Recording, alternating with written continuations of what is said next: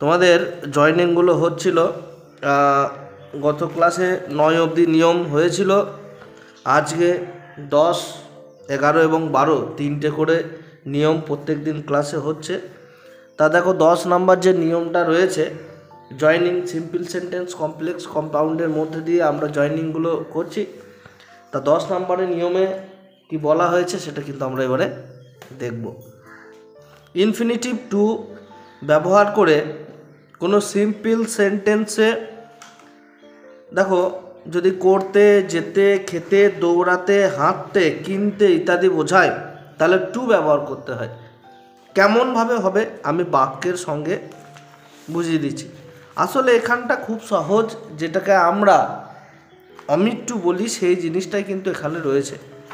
যেমন বাক্যটা এরকম দেওয়া রয়েছে যে she is very weak, she is very weak, she can not walk. এইটা আর একটা তোমাকে পরীক্ষায় ব্র্যাকেটে টু ইউজ করেও দিতে পারে করতে,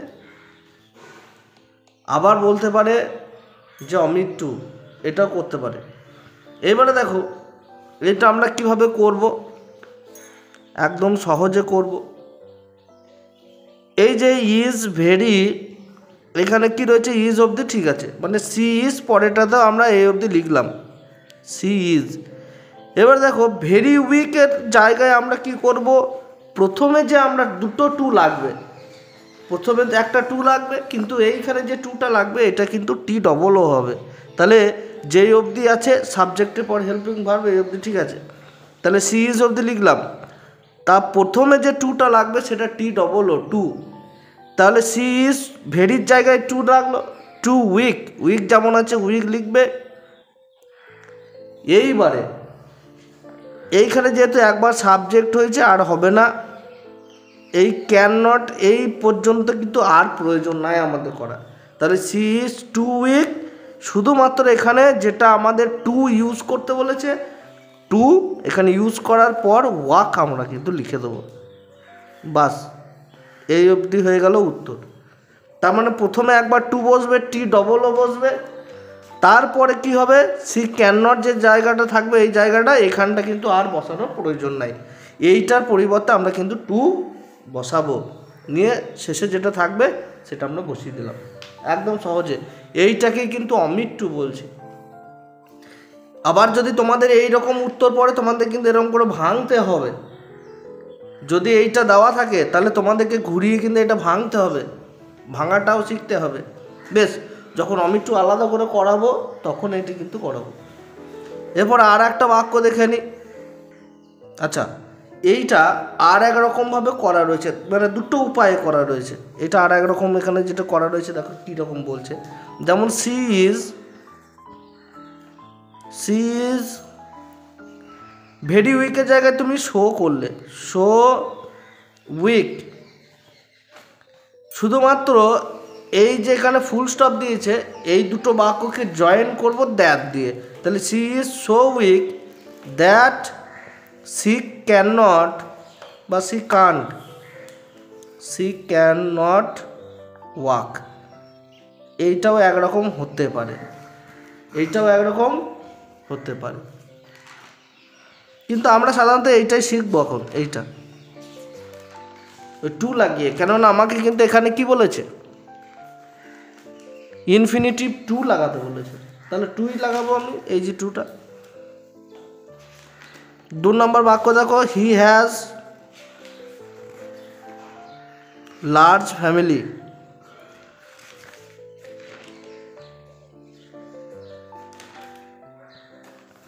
হি মাস্ট মেনটেন ইট। তাহলে এটি কীভাবে করব, সহজে করব। আমি প্রথমেই বললাম প্রথমে তো টি ডবলও বসবে আর একটা হচ্ছে টি ও বসবে, তাহলে কি হবে উত্তর বলো, he has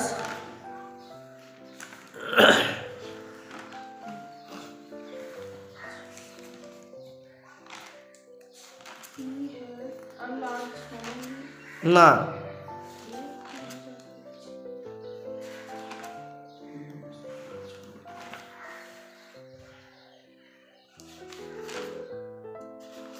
he has two large family,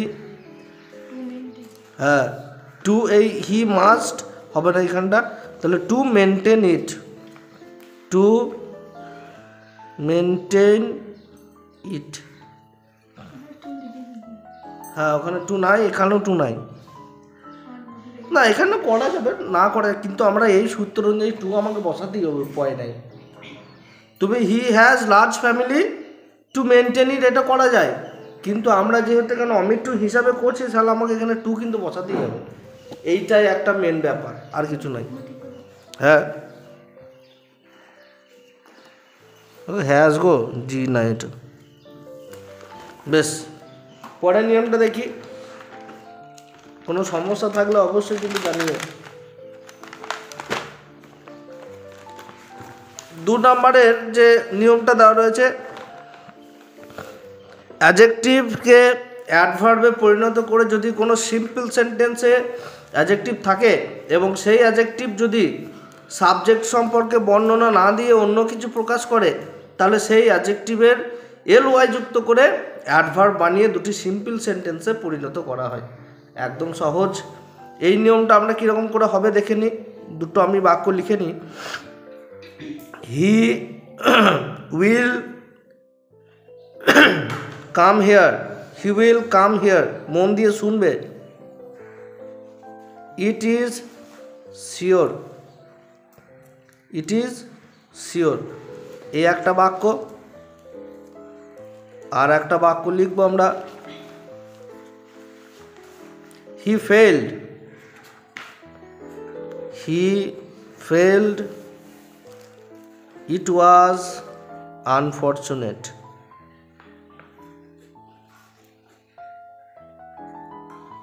it was unfortunate, দুর্ভাগ্য।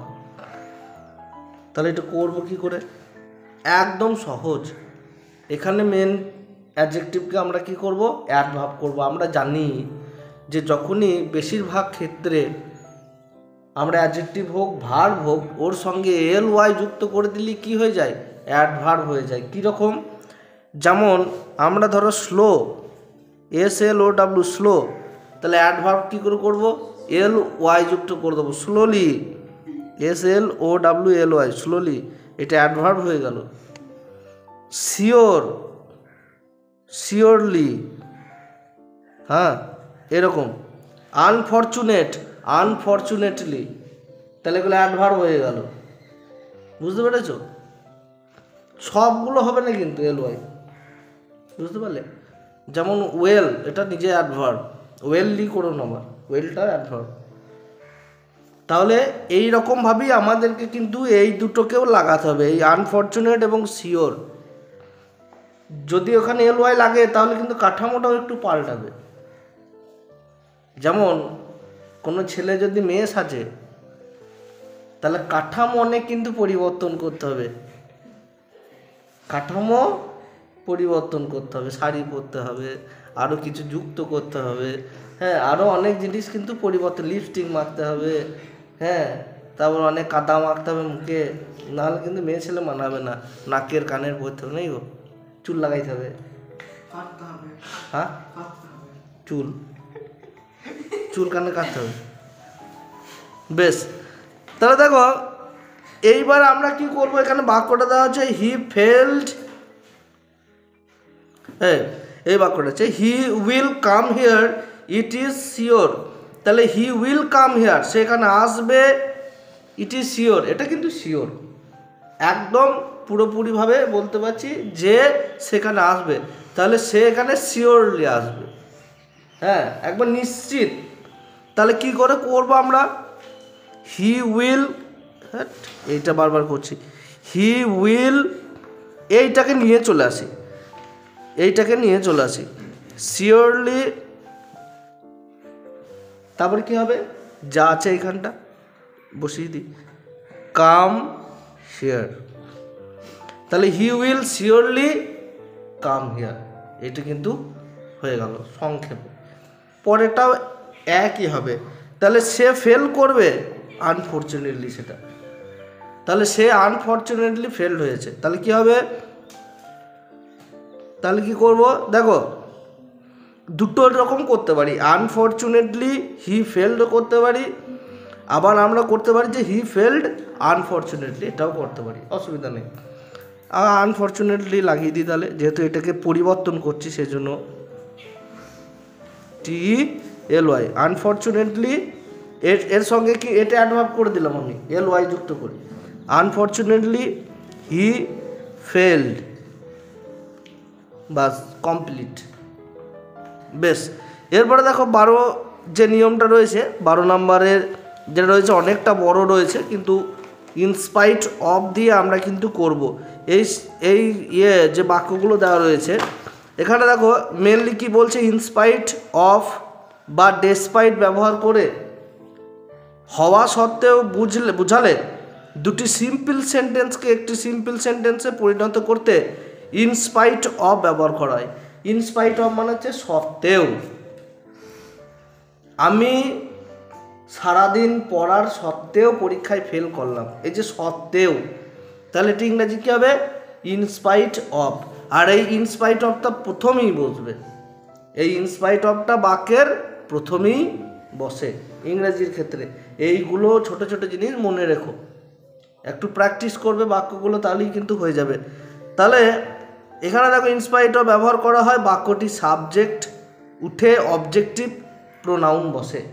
বেশ, এগুলো বাক্য প্র্যাকটিস করতে করতেই হয়ে যাবে।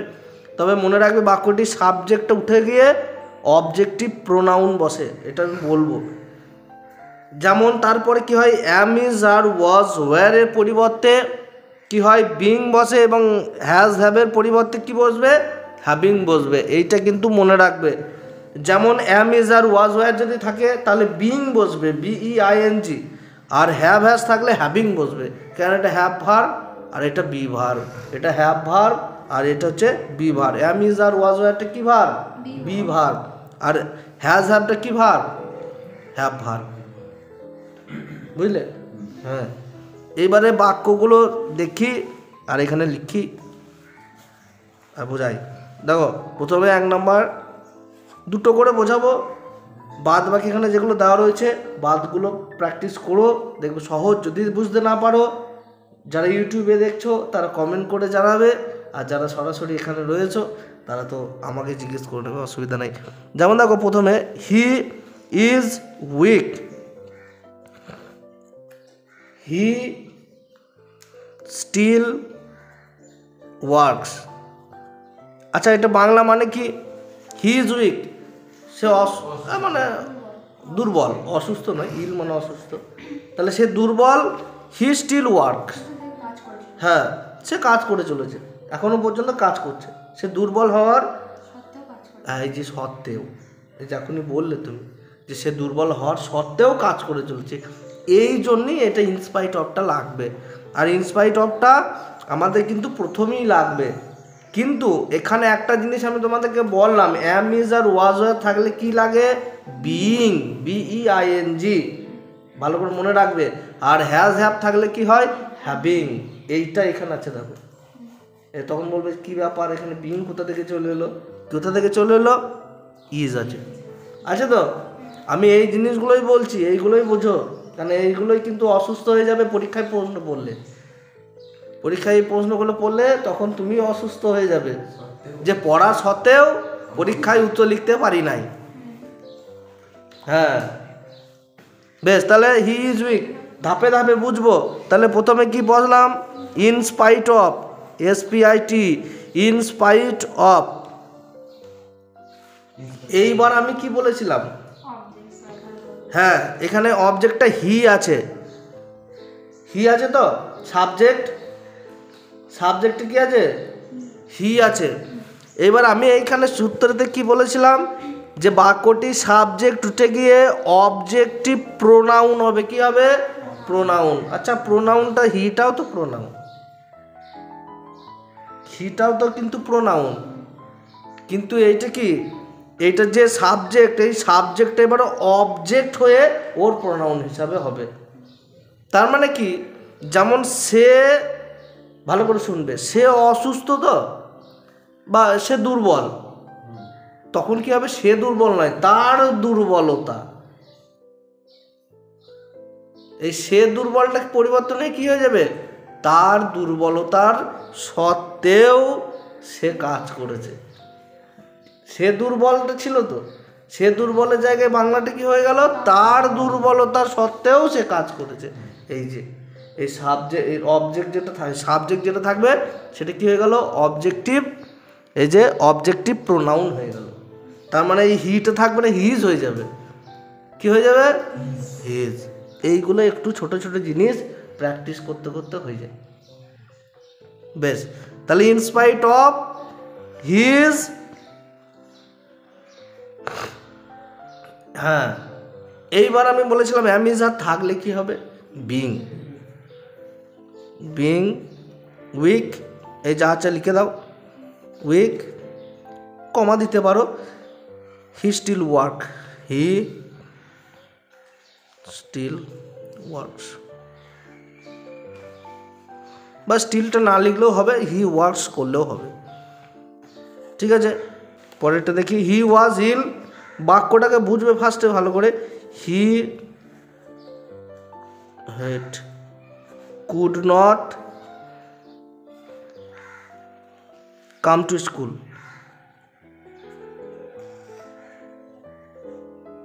তাহলে এটা করব কি, তাহলে বিং ইল। এবারে এখানে কি, একটু বাংলাটা বুঝবে, এইখানে যদি আমি ইনস্পাইট অফ করে দিই না, তাহলে কিন্তু নেগেটিভের ক্ষেত্রে আর হচ্ছে না। দেখো আমি এখানে বাংলাটা কি আছে, বলছে হি ওয়াজ ইল, সে অসুস্থ ছিল, he could not come to school, সে স্কুলে যেতে পারে নাই। এবার আমি যদি এখানে ইনস্পাইট অফ লাগিয়ে দিই, তাহলে কি হবে, সে অসুস্থতা থাকার সত্ত্বেও স্কুল যেতে পারেনি। আরে ভাই, এটা তো স্বাভাবিক জিনিস যে অসুস্থ থাকলে স্কুল যেতে পারবে না। হ্যাঁ, এইবারে যদি এখানে হতো যে স্কুল গিয়েছিল, তাহলে ঠিক আছে, যে তার অসুস্থতা থাকার কারণ সত্ত্বেও সে স্কুল গিয়েছিল, সেইটা কিন্তু একটু মানে তার বাহাদুরি বোঝাচ্ছে। কিন্তু সে যদি অসুস্থ থাকে তো এমনি যেতে পারবে না, এটা স্বাভাবিক জিনিস। ওই জন্য এখানে কিন্তু ইনস্পাইট অফ করার প্রয়োজন নাই। তাহলে এখানে কি করবে, এরকম যদি থাকে তাহলে করবে বিং ইল,